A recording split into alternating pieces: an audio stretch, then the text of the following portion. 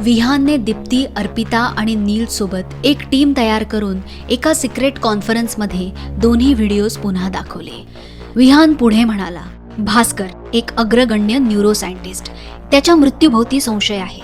त्यावेळी human brain and ल्युसिड dream या विषयावर झालेल्या संशोधनात मोठा फ्रॉड झाला होता.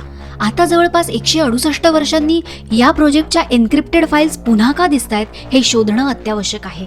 दीप्ती, नील, तुम्ही दोघंही ताबडतोब कामाला लागा. नील आणि दीप्ती एक जुना आर्कायवल नोट स्कॅन करत होते. दीप्ती, हे बघ, या आर्काइव्हमध्ये या फाईल्स एन्क्रिप्टेड नाहीयेत. त्यांनी एक फोल्डर उघडला. त्यानंतर स्क्रीनवर एक अलर्ट आला. The original test subject may begin to reawaken. Neel, original test subject म्हणजे कोण? नीलने फाईल स्क्रोल केली आणि एका फोटोवर क्लिक केलं आणि तो फोटो विहानचा होता.